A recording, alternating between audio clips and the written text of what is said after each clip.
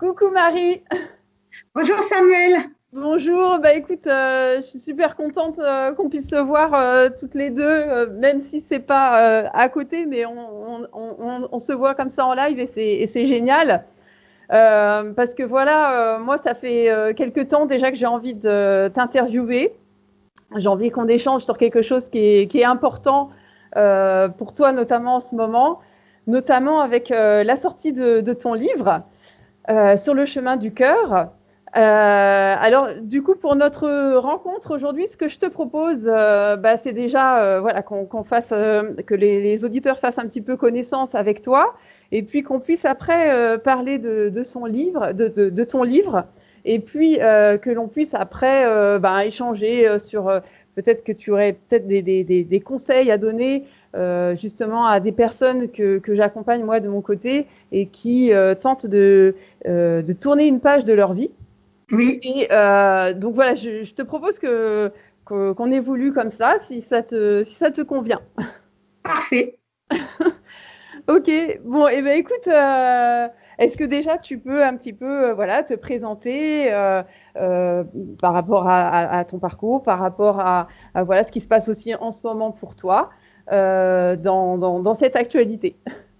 Ça marche. Alors, je m'appelle Marie-Laure Tessette, je suis autrice et énergéticienne. Et en fait, j'accompagne mes clients à déployer leur énergie pour impacter encore plus le monde. Donc, je fais ça, j'ai changé de métier quand j'avais 35 ans pour devenir énergéticienne. Et puis, au fur et à mesure de l'évolution de ma pratique, j'ai commencé à écrire pour partager de plus en plus ce que j'utilisais comme technique énergétique, on va dire, pour accompagner mes clients. Et puis, au bout de 10 livres, j'ai eu envie de changer de style d'écriture. Et donc, maintenant, est sorti récemment mon premier roman. Donc, c'est vrai que Samuel, on se connaît depuis longtemps. On se connaît, je crois, bien avant même que je commence à écrire mon tout premier livre. Donc, ça fait plus de 10 ans. Et tu as suivi ce parcours-là et tu as suivi les aléas aussi de l'écriture d'un roman qui n'a rien à voir avec l'écriture d'un livre de développement personnel plus classique, en fait. Donc, je suis super contente de pouvoir intervenir pour toi maintenant pour présenter tout ça. Écoute, je suis moi-même ravie parce qu'effectivement, j'ai vu la progression depuis de nombreuses années. Ouais. Et j'ai vu que voilà, la sortie de ce livre, c'est quelque chose voilà, qui se vit d'une manière profonde. Et je vois ces changements aussi chez toi. Et enfin voilà, c'est quelque chose qui me semble important à partager aujourd'hui avec les gens que j'accompagne notamment.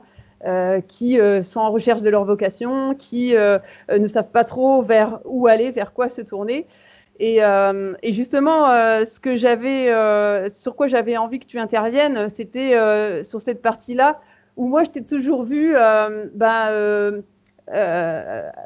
emprunter des chemins dans lesquels tu te sentais inspiré et puis sans te poser forcément 1000 questions. Et je te vois, tu fonces, tu as envie de mettre quelque chose en place, tu y vas. Et du coup, j'ai l'impression que voilà, rien ne t'arrête, rien ne te freine.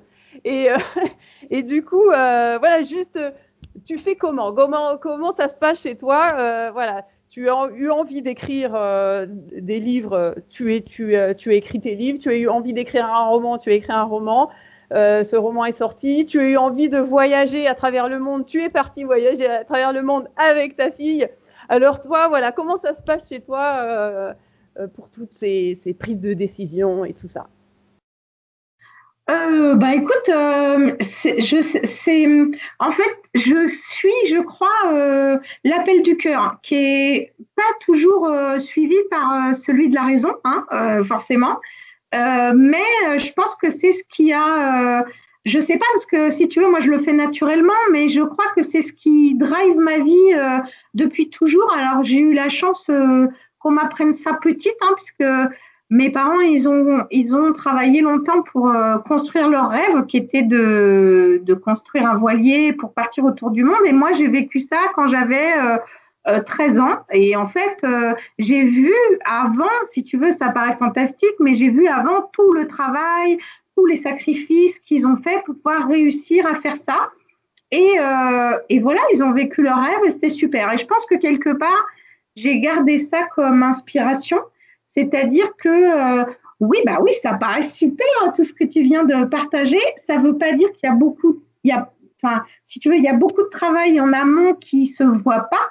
C'est-à-dire, par exemple, j'ai voulu changer de métier pour devenir énergéticienne. J'ai repris 4 ans d'études. J'ai fait des dizaines de séances de thérapie sur non, je veux pas être énergéticienne parce que ça correspondait pas à mon mental de l'époque, si tu veux, mais je sentais bien que l'appel du cœur était là. Et donc, je pense que c'est quelque chose qu'on peut pas freiner. Je pense aussi que la vie est courte et qu'il faut en profiter à fond. Et je pense que ça aussi, c'est un driver super important, c'est-à-dire que quand tu prends conscience que la vie est courte finalement, en tout cas pour moi, je me dis, si je devais mourir demain, alors je suis pas toujours en train de penser ça, hein, mais si je devais mourir demain, en fait, je veux pas avoir de regrets, donc j'y vais. Je me plante, je me plante, mais au moins, j'aurais pas le regret de pas avoir essayé. Et je me plante souvent, hein, ça m'arrive aussi. Mais c'est pas grave, je me dis, je suis allée au bout du truc. Voilà. Donc, c'est comme ça que j'ai changé de métier. Écrire des livres, ça s'est fait un peu comme ça. J'ai suivi, tu sais, j'avais des clients qui me demandaient des stages. Donc, pour satisfaire mes clients et puis dans l'amour, si tu veux, de ce que je faisais, j'ai commencé à écrire des supports de stage et puis on m'a fait un feedback en me disant que c'était super. Et puis un jour, j'ai rencontré quelqu'un qui écrivait, qui a dit mais peut-être que ça pourrait intéresser d'autres gens. Et donc je me suis dit oui, peut-être que ce que je fais comme un support de stage, ça pourrait intéresser d'autres gens. Donc j'ai envoyé pour le fun à un éditeur, enfin à plusieurs éditeurs, en me disant si ça leur plaît, tant mieux. Si ça leur plaît pas, c'est pas grave. Et j'ai rien à perdre. Oui, c'est ça, j'ai rien à perdre. Et puis, au moins, je serais allée au bout du truc. Alors, c'est pas que je voulais être éditée, tu vois, c'est juste, je me suis dit, peut-être que ça peut intéresser du monde. Ouais. Et en fait, le roman, c'était un peu différent parce que le roman, pareil, c'est basé sur une histoire vraie, c'est quelque chose qui m'est arrivé. On se connaît, donc tu l'as vécu en direct live, le roman, en fait. La trame, tu la connaissais avant même que le livre soit écrit. Et là, par contre, j'avais vraiment envie d'être éditée. Là, c'était vraiment un appel du cœur parce que je pensais que cette histoire pouvait aider beaucoup de monde sous la forme d'un roman. Et là, ça m'a pris plusieurs années de travail pour apprendre à écrire un roman, pour apprendre les codes d'un roman, pour apprendre les codes d'une histoire qui marche. Et en fait, là, je me suis vraiment plus battue en fait pour que ce soit édité parce que pour moi, cette histoire, elle est devenue plus grande que moi, si tu veux. C'est comme un appel c'est juste, c'est ça qui doit être connu. Et ça résonne avec moi, qui je suis, ce que j'ai envie, ma façon de vouloir aider les autres. Voilà. Donc en fait, je suis l'appel. Je ne sais pas comment te dire. Voilà. Je suis l'appel du cœur. Oui. Ouais. Alors, d'ailleurs, ça s'appelle Sur le chemin du cœur, tu vois. C'est ça, voilà, c'est ça.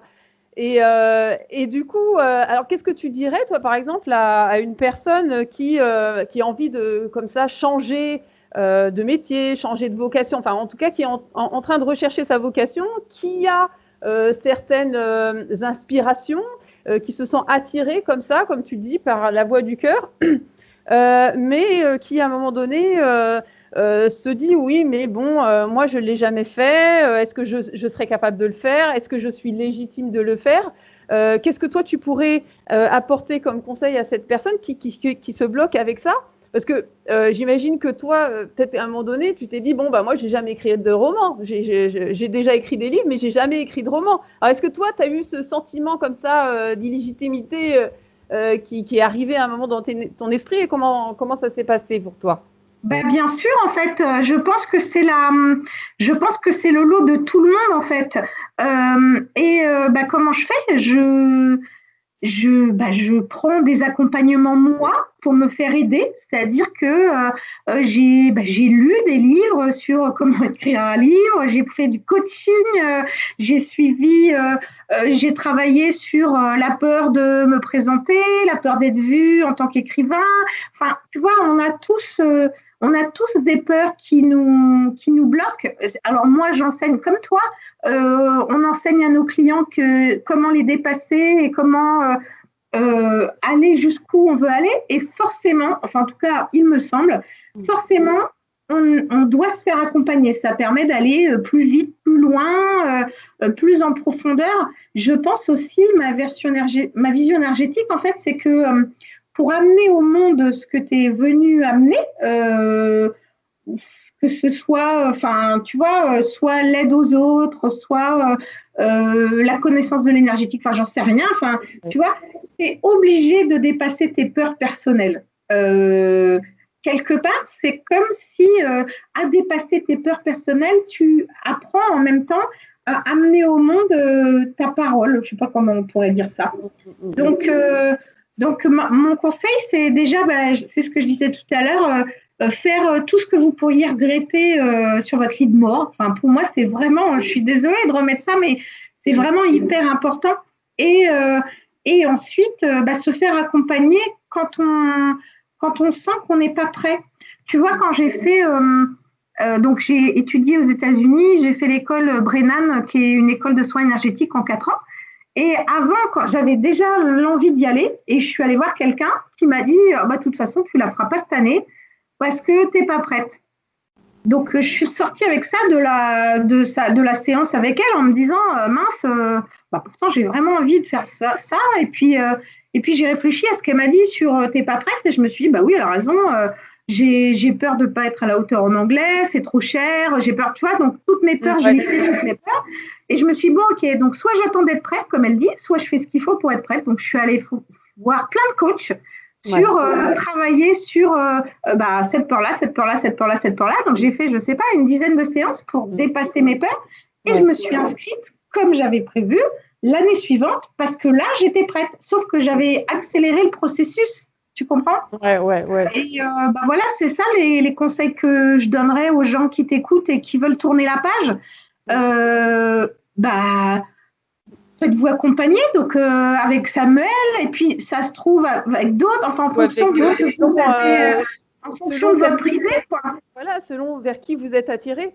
Mais en tout cas, ne pas rester seul avec ses peurs, avec ses difficultés, avec tous ces obstacles, mais de se dire voilà, je vais aller chercher les outils, je vais aller chercher les moyens, je vais me donner les moyens, et puis je vais aller jusqu'au bout, quoi. C'est ça.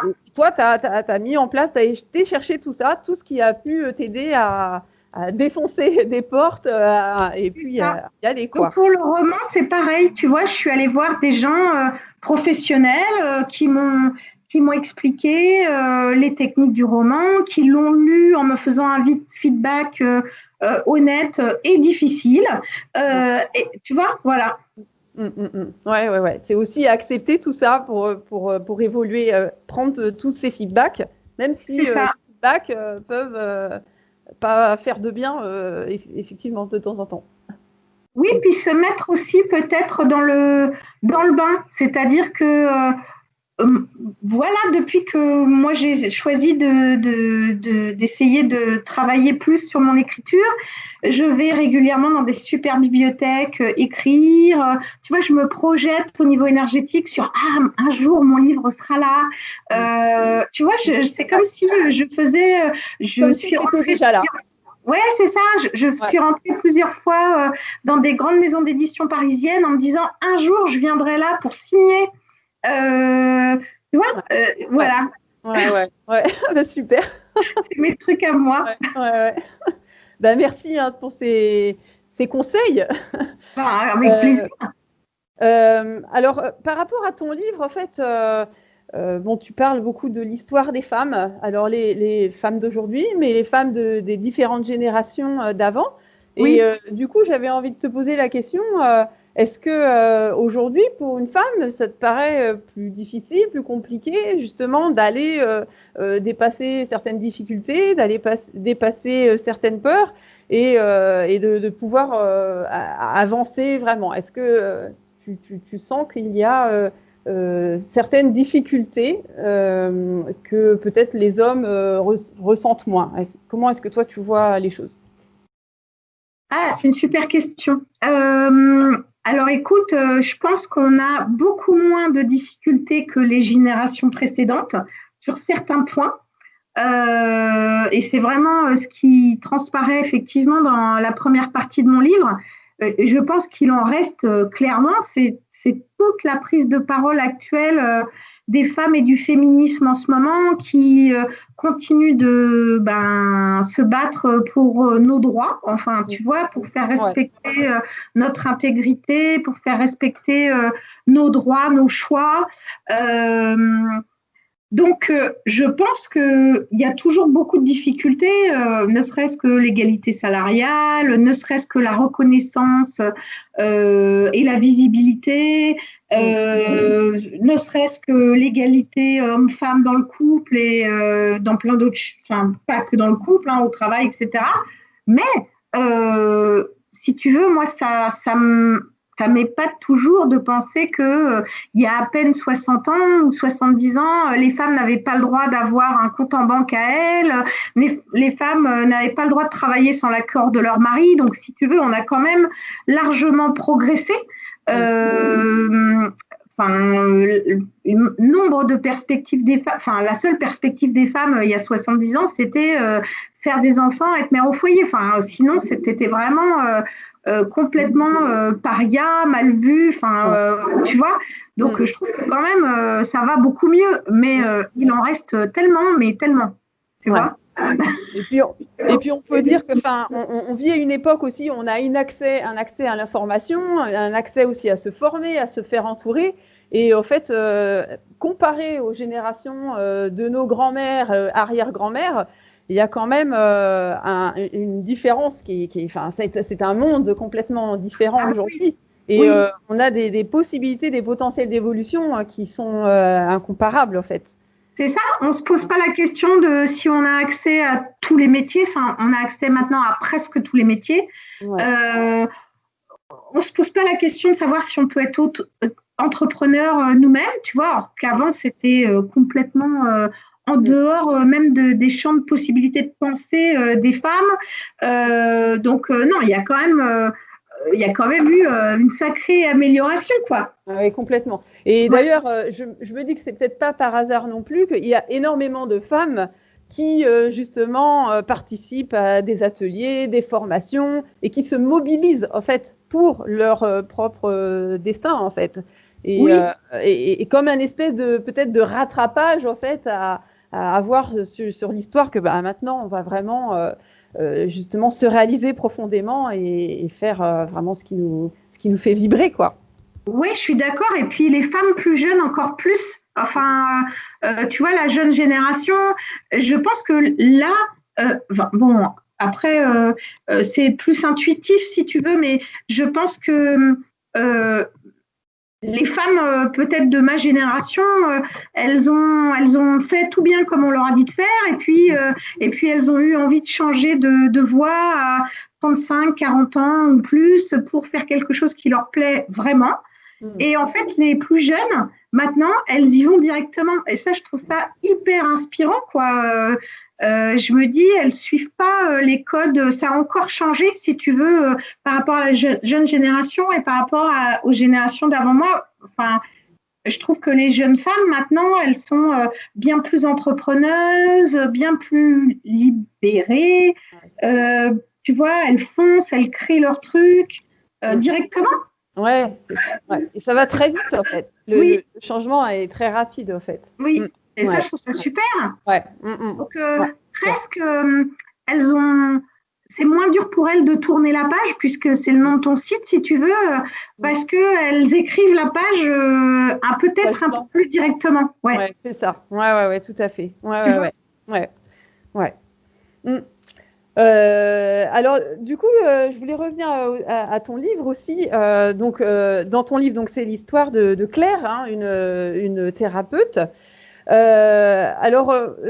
fais le parallèle un peu avec, souvent dans mes ateliers, j'ai des personnes qui sont un peu perdues, ils savent pas trop vers quel métier s'orienter, quelle est leur vocation. Elles ont du mal à y voir vraiment clair. Donc, on revient sur le prénom. En fait, il y a aussi des personnes qui m'expriment le fait d'avoir à un moment donné choisi un métier en fonction de quelque chose qu'elles avaient à travailler et qu'en fait, à un moment donné, elles ont arrêté ce métier-là pour passer à autre chose. Et en fait, je me fais la réflexion par rapport à justement cette recherche de vocation pour les personnes que j'accompagne. Est-ce que, en étant dans une vocation, finalement, on n'est pas en train de guérir quelque chose en soi, et c'est le sens même, finalement, qu'on pourrait accorder à cette vocation en question. Je ne sais pas si tu comprends bien. C'est-à-dire que ça donne aussi un sens profond à ce qu'on fait, parce qu'on a des choses encore à comprendre, on a des choses à intégrer, on a des choses à comprendre pour pouvoir avancer. Oui, moi je crois que par rapport à ce que tu dis, elles commencent un premier métier parce qu'elles ont un travail à faire, et une fois que ce travail-là est terminé, enfin, ou en tout cas a bien évolué, alors elles se rendent compte que ça les fait plus vibrer et que quelque chose d'autre les fait vibrer. Je pense qu'au fur et à mesure, quand tu es de plus en plus, alors moi j'appelle ça aligné, mais c'est la même chose que vibrer, enfin en tout cas il y a plein de similitudes. Quand tu suis vraiment ce qui te fait vibrer, au fur et à mesure, tu vas développer de plus en plus ta vocation, ta possibilité d'aider le monde, tu vois. Et en fait, c'est progressif, c'est-à-dire que tu vas commencer par quelque chose, et puis ensuite, au fur et à mesure, tu vas le développer pour être de plus en plus puissant, capable, aider plus de gens, etc. C'est ton histoire, Samuel, et c'est la mienne, tu vois, c'est-à-dire que, voilà. Donc, toutes les deux, c'est ce qu'on a fait. On a commencé par détricoter, en fait, ce qu'on nous avait mis dans la tête pour oser être qui l'on est vraiment. Et puis, au fur et à mesure, on a commencé par un petit bout du truc, et puis au fur et à mesure, on a développé ça pour arriver, toi et moi, à qui l'on est maintenant. Et donc, du coup, être capable d'aider plus de gens et tout ça, tu vois. Oui, tout à fait. Oui. Tout donc, ça, c'est ce qui nous construit, en fait, sur notre chemin. Et donc, j'ai envie de leur dire aux personnes que tu accompagnes, si vous êtes dans le chemin, en fait, le chemin, il s'ouvre au fur et à mesure, et les possibilités, elles sont de plus en plus grandes au fur et à mesure qu'on avance. Oui, tout à fait. Les possibilités d'impact, d'aide, tu vois, je sais pas, d'accompagnement. Oui, tout à fait. Oui. Alors sinon, dans ton livre, il y a ce gros thème du pardon, qui est vraiment, je dirais, assez central parmi d'autres thèmes. Et en fait, ce que je pourrais faire aussi comme parallèle par rapport aux personnes que j'accompagne, c'est que je sens des fois qu'on se bloque parce qu'on a des espèces de rancœurs comme ça qui restent accrochées par rapport à nos parents, ou ça peut être nos grands-parents ou d'autres générations, mais c'est souvent les parents, enfin en tout cas la famille très proche, et qu'il y a des espèces de rancœurs qui sont toujours là, c'est une espèce de gangrène qui est toujours là, et qu'on a du mal des fois à lâcher, et en fait ça nous empêche d'être complètement au clair, d'être complètement débarrassé d'un certain paquet, d'un certain fardeau, et que finalement, en fait, ça nous fait des fois tourner en rond et ça nous bloque. Donc, qu'est-ce que toi, tu pourrais donner comme conseil, justement, parce que le pardon, c'est pas toujours facile. Le pardon, ça peut être une démarche qui prend du temps, une démarche, c'est quelque chose d'assez profond. Et qu'est-ce que tu pourrais donner comme conseil, toi, à une personne justement qui aurait besoin de rentrer dans cette démarche-là et qui se sent toujours bloquée et qui n'arrive pas finalement à avancer, parce que le pardon est trop difficile en fait. Je pense que alors oui, tu as raison, c'est le thème central de mon livre, et je pense que le pardon, tu y arrives petit pas par petit pas. Tu peux pas faire tout d'un coup, je décide de pardonner. C'est vraiment un processus. Et en fait, dans ce livre, j'ai voulu montrer d'abord qu'il y a plusieurs chemins de pardon. Il y a plusieurs chemins pour se pardonner et pardonner l'autre. Donc en fait, c'est l'histoire de Claire qui est thérapeute, mais c'est aussi l'histoire de Fred qui révèle à Claire son plus profond secret. Et en fait, c'est comment ces deux êtres arrivent à cheminer chacun sur leur chemin pour réussir à se pardonner. Et dans l'histoire de Claire, il y a vraiment changer tous ces jugements, apprendre à regarder la phase positive de ce qu'elle vit, de ce qu'elle a vécu, de ce que les générations antérieures ont vécu, et apprendre à voir l'autre au moment de la rencontre et non pas par rapport à son passé. Enfin, tu vois, mais en connaissant et en découvrant son passé, alors elle arrive à avoir de la compassion. La compassion étant pour moi une des premières clés en fait pour ouvrir la capacité de pardon et donc la capacité de guérison. Alors c'est pas un chemin facile. Ce qui est exprimé dans mon livre et que tu lis en 3 heures ou 4 heures, c'est un chemin qui a pris plusieurs mois, puisque c'est tiré d'une histoire vraie. Donc, c'est un chemin qui a pris plusieurs mois. Ouais. Et donc, effectivement, c'est peut-être en ça que le livre est percutant parce que c'est résumé et tu fais le chemin en quelques heures seulement. Mais je pense que changer ses jugements, arriver à toucher du doigt la compassion, ça permet de débloquer des choses ou en tout cas ça va triturer à l'intérieur suffisamment pour se remettre en question et voir les choses autrement. Et je pense que ça, c'est un début de pardon. Oui, c'est-à-dire que quand chacun est dans sa vision des choses, alors tu ne peux pas évoluer. Mais si tu arrives à te mettre, ou en tout cas à ne serait-ce qu'imaginer être dans les chaussures de l'autre, alors tu comprends. Et je pense que ça marche dans beaucoup de cas. Alors là, dans le livre, c'est un cas extrême. Donc, effectivement, c'est dérangeant. Mais si tu arrives à faire ça avec les personnages du livre, alors je pense que dans la vie, c'est un peu plus facile, peut-être.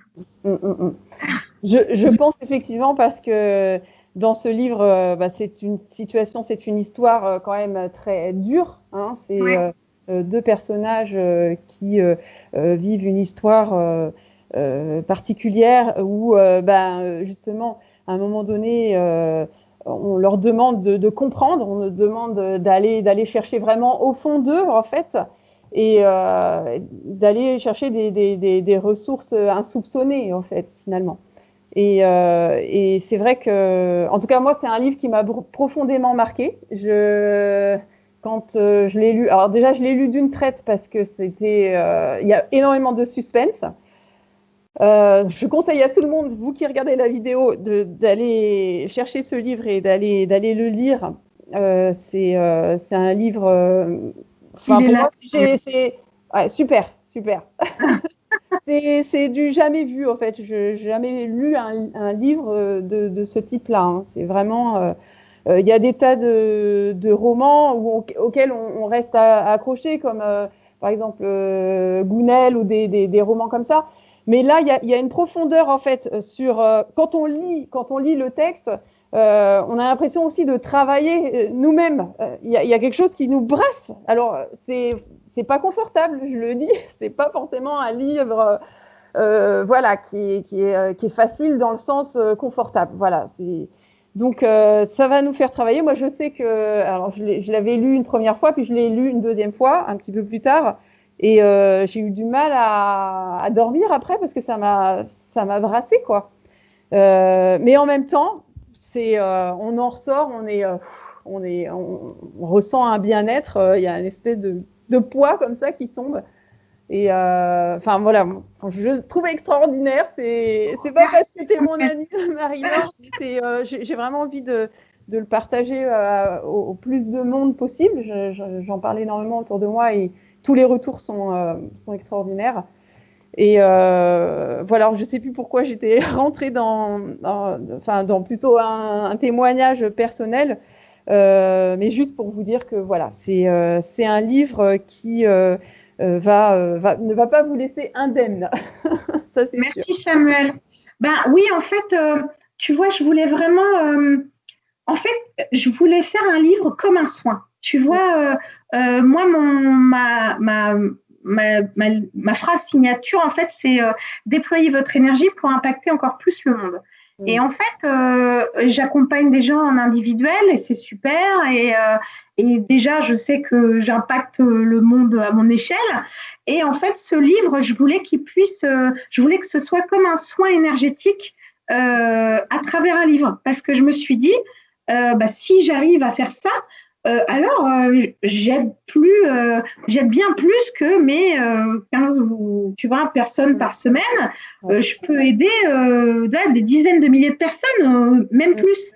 Et en fait, merci de dire ça parce que oui, c'est le retour que j'ai. C'est-à-dire que, en fait, je l'appelle roman thérapeutique parce qu'on m'a dit, c'est un roman feel good. Alors pour moi, c'est pas du tout un roman feel good parce que la lecture, elle est difficile, je le sais. Mais par contre, c'est un roman feel good après que tu l'aies lu parce que c'est exactement ce qui se passe pour la quasi-totalité des lectrices et des lecteurs. C'est-à-dire que c'est tellement bouleversant dans tous tes schémas mentaux, ça casse tous les schémas mentaux qui te bloquent. Et tu sors de là, tu dis, mince, en fait, ce que je pensais, alors, qu'est-ce que je fais de ce que je pensais par rapport à ce que le livre met? Et effectivement, le feedback de beaucoup de gens, c'est, pendant 3 jours, je flotte un peu en me disant, mais il m'a dérangé ce livre. Oui, forcément.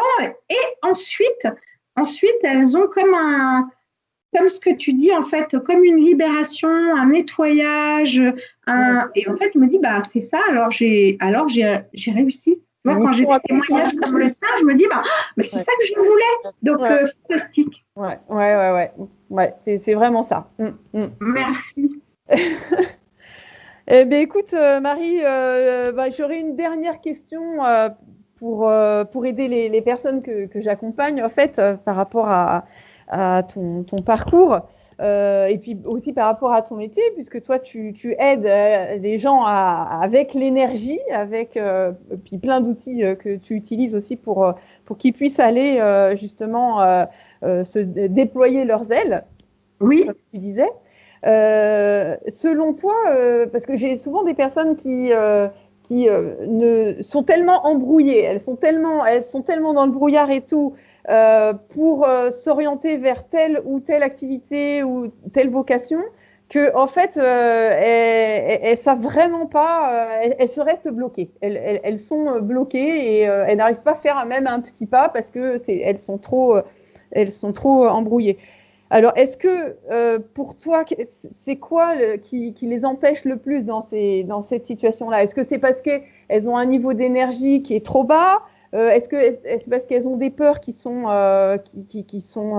encore trop fortes? Est-ce que c'est parce que c'est à cause de blessures? Qu'est-ce qui revient le plus souvent chez toi? Ce serait quoi? Qu'est-ce que tu pourrais apporter comme explication? C'est super vaste comme question, mais je pense que déjà tu en as répondu à pas mal, c'est-à-dire effectivement travailler sur leur alignement, leur ancrage, comment travailler sur ce qu'elles ont vraiment envie, ce que le cœur dit, travailler pour enlever les peurs du mental, tu vois, parce que bien sûr, quand on a un métier, même qu'on n'aime pas, et puis qu'on a envie de se lancer dans quelque chose qui nous fait vibrer, mais qu'on ne sait pas si on peut en vivre, eh bien, voilà, il y a toutes ces peurs-là à dépasser. Il y a une réalité à checker, tu vois, c'est-à-dire, voilà, souvent on entend, alors je ne sais pas quel type de personne t'accompagne, mais tu vois, on entend souvent les thérapeutes qui disent non, mais je peux pas vivre de mon activité. Vérifier, il y a plein de thérapeutes qui vivent de leur activité, et donc du coup, tu vois, c'est nos peurs qui prennent le dessus. Donc, je dirais, oui, travailler sur son énergie, travailler sur baisser les peurs et puis écouter son cœur.